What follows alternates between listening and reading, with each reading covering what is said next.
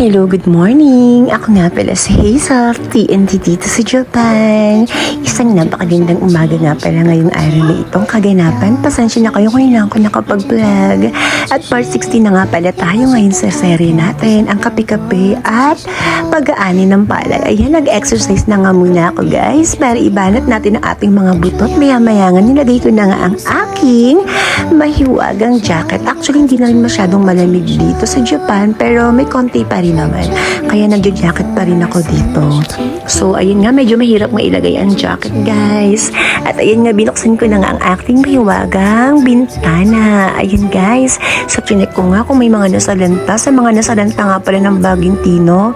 Ingat po tayong lahat, guys. Kasi napakalakas daw ng bagyo. Salamat din kami. Hindi kami tinamaan dito sa Dasma. Dasma, Japan, Nagoya.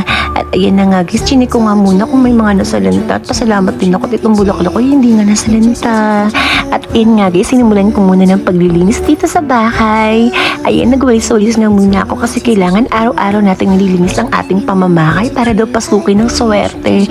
Kasi yan ang turo sa akin ng aking namayapang ina na si Inday. At ayan na nga, naglinis na nga rin ako ng aking maliit na salon dito sa Japan.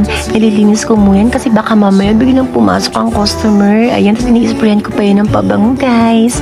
Ayan, very inspirational nga. Tuwing umaga, kailangan natin magbanat-banat at gumising ng maaga para ang swerte ay pumasok. At ayan na nga, malinis na nga ang salon, guys. Ready na nga mag-occupied kung sinong gustong magpagawa. At ayan nga, pumunta nga muna ako sa likod para i-check nga muna ang farm kung ang palayan nga'y nasalanta ni Baguio Tino. At mamaya pupuntahan ko ang farm. At ngayon nga pala guys, ay magkakape nga muna pala ako dito.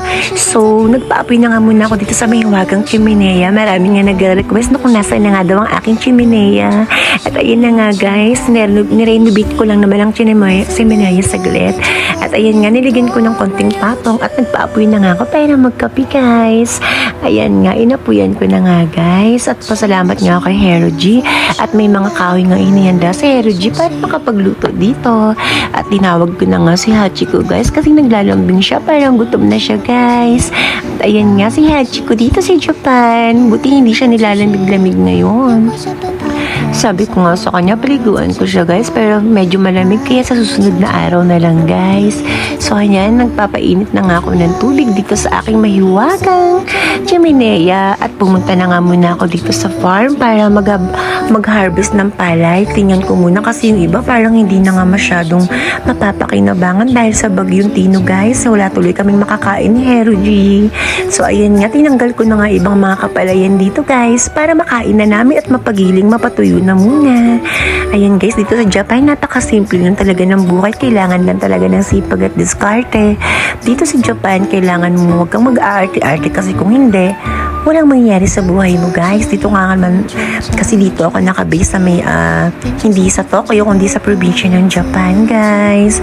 At maya-maya nga guys, bumili nga pala ako sa may malapit na bakery, dala-dala ang aking Birkin bag. Diba sabi ko nga sa inyo guys, ang Birkin dito ay pamalengke lang. Ginagamit lang namin dito kung bibili kami. Kasi sayang naman guys kung hindi mo gagamitin dito sa Japan. So ayan nga, kinuha ko nga itong masarap na chip ahoy deska. Actually, ayan nga pala yung bigay sa akin ng pamangkin kong may-ari ng Our Nails na si Jana Taperi. Shout out sa'yo, bebe ko.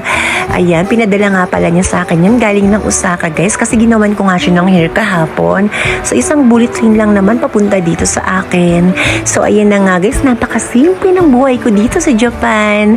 Ayan nga, nagsimula na nga akong ilagay ang mainit na tubig sa aking kape. At nagkape na nga ako, guys. Yun lang, gawin natin palaging simple ang buhay para ang lahat ay magiging magaan. Maging positibo lang tayo palagi. Yun lang, maraming salamat.